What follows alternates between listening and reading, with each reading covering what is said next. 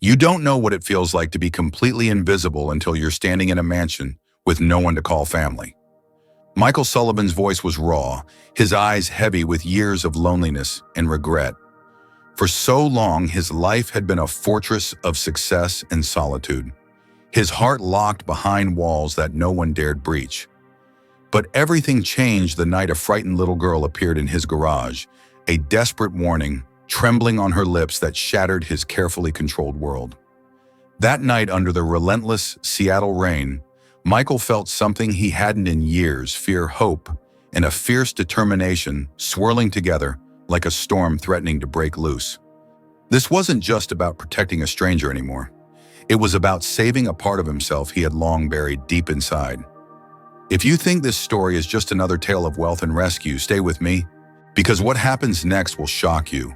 It's a journey through betrayal, courage, and the unbreakable bond forged in the darkest hours. Trust me, you won't want to miss the truth behind the warning. They're waiting for you. Stay until the end. What you're about to hear will change everything. Michael Sullivan slammed his brakes hard, the Mercedes skidding slightly as rain hammered the windshield in relentless sheets. His heart pounded not just from the sudden stop, but from the voice still echoing in his mind. Don't go in. They're waiting for you. The words came from a little girl, a stranger standing in the shadows of his private garage. Who was she? Why was she there? Panic mixed with confusion as he peered into the dark, searching for any sign of her. The garage was barely lit, the cold glow of automatic lights barely cutting through the gloom. He called out, "Is someone there?" but the silence swallowed his voice. Slipping out of the car, Michael's sharp eyes scanned the space. The distant rumble of thunder punctuated the eerie quiet. A chill ran down his spine, not from the cold rain, but from the unmistakable feeling that something was terribly wrong. He moved cautiously toward the door leading into the mansion, his hand trembling slightly as he slid his keycard into the reader. No beep, no familiar green light, just silence. Opening the door, the darkness inside was suffocating. Normally, his home was a sanctuary of light and order, but tonight every shadow seemed hostile. Muddy footprints smeared the polished marble floors, footprints that weren't his. The pristine cushions on the sofa were disturbed. The crystal vase shifted ever so slightly as if someone had been here just moments ago. Michael's mind raced. Call the police, he instructed Ricardo, his security chief, via phone. Someone's been inside. I don't know why they didn't steal anything, but they were here. 20 minutes later, flashing blue lights bathed the mansion's facade. Officers combed through every corner while Michael stood under the rain in the garden, the cold droplets soaking his expensive suit, but failing to numb the growing unease inside him. A detective approached him, face grim. Mr. Sullivan, someone forced entry through the kitchen window, but nothing's missing. He shook his head. We don't understand why. Michael's mind flashed back to the girl's warning. They're waiting for you. Who? He asked softly. Do you know the girl the detective pressed? No. She was in my garage, Michael said, recalling the fear in her wide eyes, the urgency in her rough voice. She told me not to come in. The detective raised a skeptical brow but nodded. We'll check nearby cameras. Maybe we can find something. Hours later, the police left, unable to explain the intrusion. Alone in his study, Michael poured himself a glass of whiskey, but the drink did nothing to calm the storm of questions raging in his mind. The girl's face haunted him, her dirt-smudged cheeks, tangled hair plastered to her forehead, and those eyes full of desperate warning. Who was she? Why had she risked everything to protect him? His phone buzzed. Ricardo's voice was tense on the other end. Sir, someone inside disabled the security system. They knew the codes. This wasn't a random break-in. Michael's knuckles whitened as he gripped the glass. Someone close to him, someone he trusted, had betrayed him. Sleep abandoned him that night. Every time he closed his eyes, he saw her, the girl who saved him without knowing his name. By dawn, he was dressed and ready. He had to find her. Starting at the garage, he searched every shadow, every corner. Nothing. But then he noticed something, a soggy soda can by the side door recently discarded. It was a fragile clue, but the only one he had. Michael's questions led him to the neighborhood. He stopped the gardener next door. Have you seen a girl around 8 or 9, thin, dirty clothes? No kids here, the gardener replied firmly. This area's tight. Nobody sneaks by. Undeterred, Michael climbed into his car and began canvassing nearby streets. He spoke to doormen, street vendors, security guards. No one had seen her. Finally, 10 blocks away at a gas station, an elderly attendant with a gray mustache recognized the description. "Yeah, we call her Emily. She comes by with an old dog sometimes. We give her scraps when we can." "Where does she live?" Michael asked, his heart quickening. "Over by the abandoned warehouse 3 blocks from here. She's alone. Keeps to herself. Smart kid but quiet." Michael felt a surge of urgency. The warehouse loomed, a skeletal relic choked with weeds and trash. The rain made the ground slick as he called softly, "Emily, it's me, the man from last night." A hoarse bark answered from inside a makeshift shelter of cardboard and scrap metal. An old thin dog with tired eyes emerged cautiously. Michael crouched, extending his hand. The dog sniffed, then relaxed. "Where's your friend?" he asked. From inside, a small dirty face peeked out, a girl with matted hair and a fresh cut on her cheek. Her eyes were wary but sharp. "They're waiting for you," she whispered, the same fear still palpable. 2 men, one tall and skinny, the other big with tattoos. In the back garden, Michael's blood ran cold. "Do you know who they are?" "No faces I recognize. But they're bad. Why warn me? You don't even know me." Emily shrugged, her honesty raw. "You don't look like a bad man." Michael's chest tightened. It had been years since someone saw him without suspicion, without judgment. "Are you hungry?" he asked gently. She nodded. An hour later, he returned with food, clothes, a blanket. Emily watched him like a wary cat, surprised but still cautious. "I told you I'd come back," he said. Her first smile, a small, shy curve of lips, was the most beautiful thing he'd seen in years. "What's your name?" Michael asked. "Emily Carter." And so began an unexpected bond, a fragile thread woven from trust, hope, and the shared need for connection. Thank you for watching so far. I'm sorry to interrupt this story here, but the next part will bring even more unexpected twists and emotional moments you won't want to miss. Before I continue, tell me, if you were in Michael's shoes, would you trust a stranger's warning and risk everything to find out the truth? Please drop a heart and like this video if this story touched you. Your support means everything to me and helps me keep sharing stories that move us all. Michael couldn't shake the image of Emily's haunted eyes as he drove through the damp streets of Seattle. The rain soaked his jacket, but inside, a storm of worry and determination raged fiercer than any weather. The fragile thread connecting their worlds was growing stronger, yet the chasm between them felt vast and threatening. He had promised himself he wouldn't just be a fleeting savior, he would be her anchor. But the reality hit him hard when he contacted the Department of Social Services, only to be met with cold bureaucracy and skepticism. Margaret Collins, the assigned caseworker, was unyielding and blunt. "Emily has a history," she said curtly. 5 different foster homes in 5 years. Behavioral issues, running away, aggression. She's a high-risk case." Michael clenched his fists. The system saw a problem child, a statistic, but he saw a frightened little girl deserving of love and stability. The battle ahead wasn't just legal. It was a fight against labels and prejudices that threatened to swallow her whole. The first blow came unexpectedly. Emily vanished. It happened shortly after a tense meeting with Margaret, whose tone had been laced with thinly veiled doubt about Michael's suitability. Emily had whispered to Michael, "I don't belong anywhere. People always leave." Those words echoed painfully in his mind. Now she was gone. Panic gripped Michael as he scoured the city, his Mercedes cutting through slick streets under the dim glow of streetlights. He checked the abandoned warehouse, the gas station, the park, anywhere she might have sought refuge. Each empty corner deepened the knot of helplessness in his chest. A call interrupted his desperate search.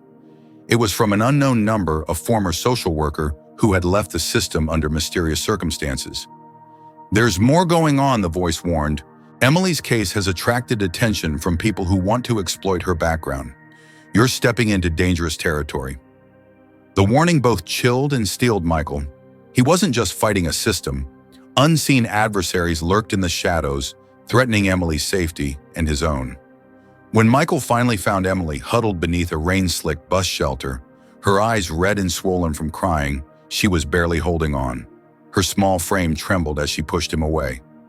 "Go away," she rasped. "I'm a lost cause. Nobody wants me." Michael dropped to his knees in the wet, matching her vulnerability with his own raw honesty.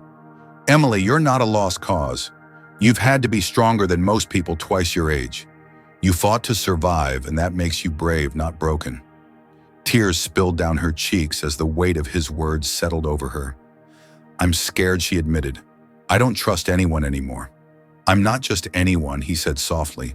"I'm not going anywhere. You saved me once, now it's my turn to save you." Her sobs quieted, and a fragile hope flickered between them. Back at his mansion, Michael began the grueling legal process to gain custody. The walls felt cold and imposing as he sat through endless interviews, background checks, and home inspections. Each question, each doubt cast by officials, was a fresh wound to his resolve. Margaret's reports painted Emily as a manipulative and difficult child.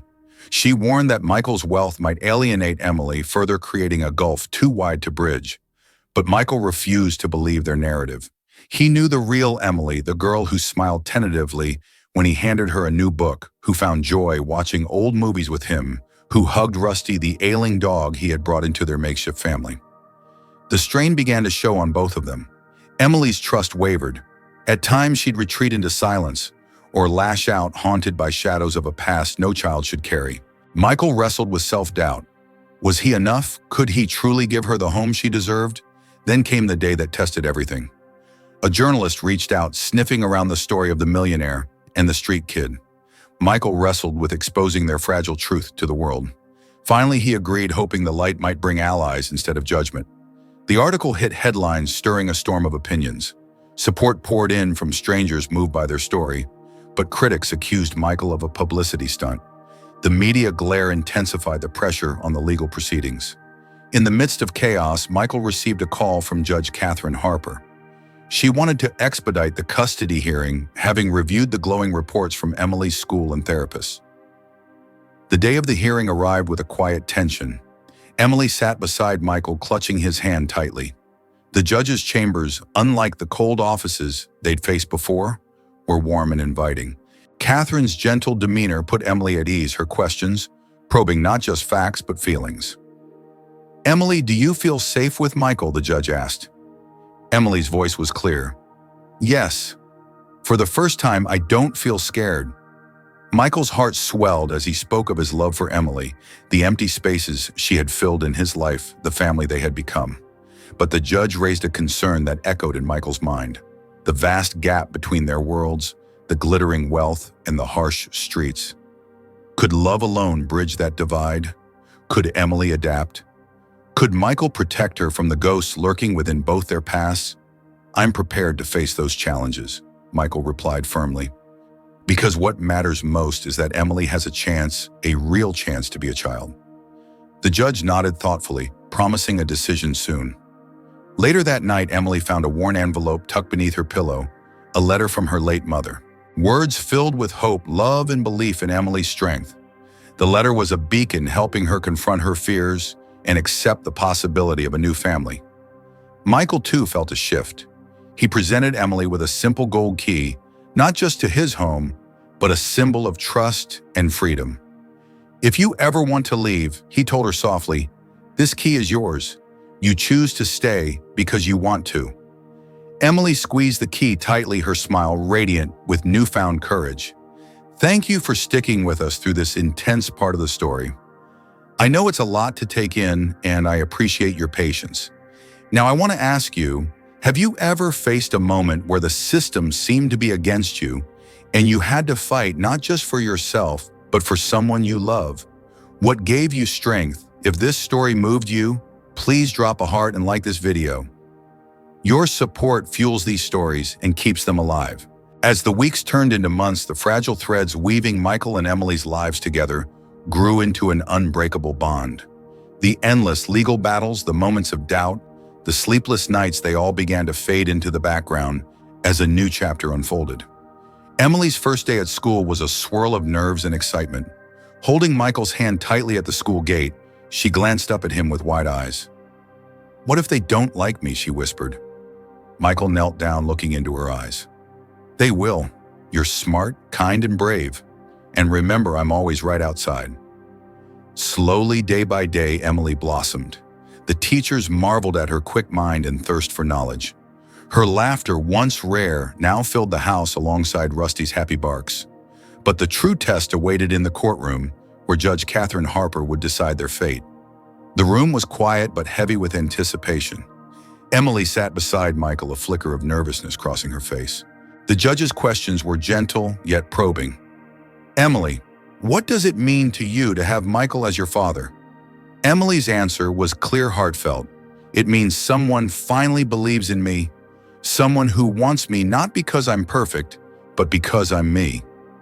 Michael spoke of their journey, the struggles and triumphs, the moments when hope felt distant but never disappeared.